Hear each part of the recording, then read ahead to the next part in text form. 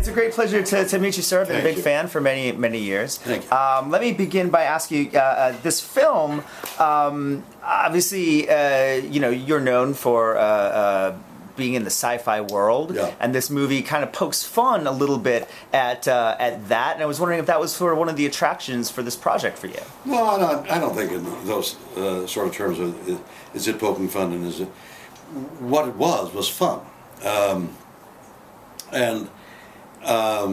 I've made several animated films over the years, and the last one I made jarred my grandchild, who was 5 at the time. The opening shot was a bear in a Coke machine, and so the grandchild got out of her seat and ran out of the theater. She was scared and wouldn't come back in. So when this came along, I thought, this is one of those films where you can take, they're now 7, 2 7-year-olds and a 10-year-old.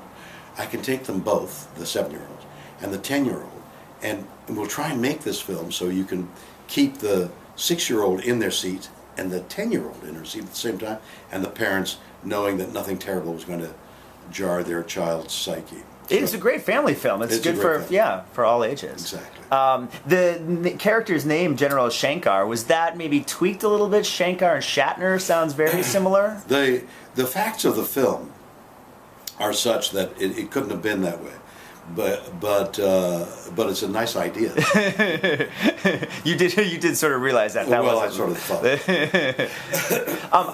Correct me if I'm wrong. I've heard over the years that you don't really like watching your performances on television or film, and I was wondering if animation is a little bit different for you because it's just your voice and not your image. I think that could be true. That I'll enjoy this film. I'll get back to it.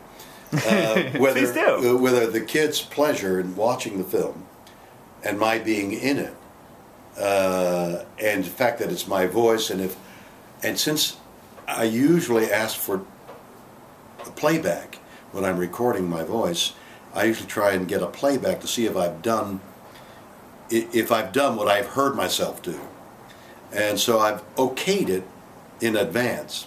So I should be all right with hearing my performance. Usually I suffer because I think oh, why did I do that? And I didn't hit the notes. But here I might be content with it, and the pleasure of seeing them. Yeah, is that what you sort of get the joy out of now? Is doing a project like this so your grandchildren can see it and kind of hear your voice? Absolutely. Yeah. Something that we can all go see. I know that when this film opens in a theater near us, this is my wife and I, with those 3 young grandchildren, are going to go to the theater, probably with their parents. We'll all go and see Escape from Planet Earth all together. Oh, that's fun. That's great. 3D, the film is in 3D, and 3D has come such a far way over the last... Do you have an opinion about that? How do you think that it's affected film and the way we see films? 3D is a great science fiction writer, more of a mystery horror writer, and the margins of those categories are hard to define. So a great horror writer wrote a 3D movie for me in the early days of 3D movies. Either shortly before or shortly after, when 3D was all the rage for a brief period of time, they had smell-o-vision as well. Right. So that smells would emanate from your seat. They were trying all kinds of tricks. Well, that movie, that 3D movie, and I've forgotten the name of it, and it's so far back that I don't think I did it. But the writer was a friend of mine, and I went on to do radio work of his writing. Was an attempt at the novelty of it. What's happened now is that 3D's gotten so good that it can absolutely enhance the dramatic possibilities of this hand coming towards you and you reacting. And then we knowing that you're reacting, we play to that reaction. I mean, there's so many ways of using 3D that now will be used as 3D. I love to watch a film in 3D. I love most of all, the documentaries that are in 3D, so that you're in the environment. I mean, you're totally part of the environment.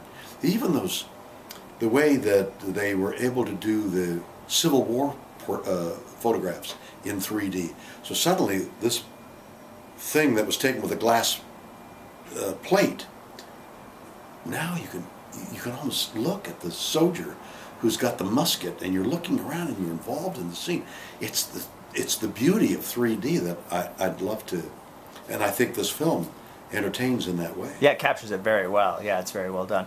Is performing in live action and versus animation, is there a difference as an actor? Is there an adjustment that you have to make, other than, of course, you're not being seen? Right.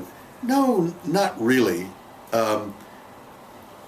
The choices actors have to make is how much of a flattened delivery, if you will, a realistic delivery. I'm going to kill you. And I say it. Is it more menacing to say, I'm going to kill you? I mean, what degrees do you reach to, I'm going to kill you?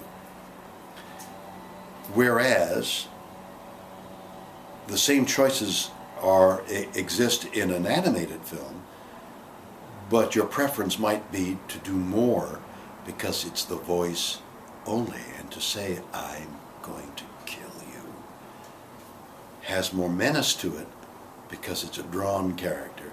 And then these choices that actors and directors make all the time. Do you do more? Do you get more or less, or do you do more and get less? I mean, that's the beauty of acting. Yeah, that's the fun of it.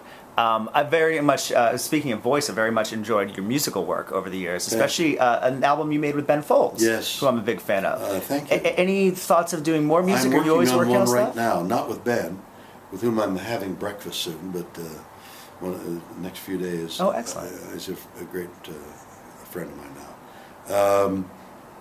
No, I'm working on an album. It's avant-garde.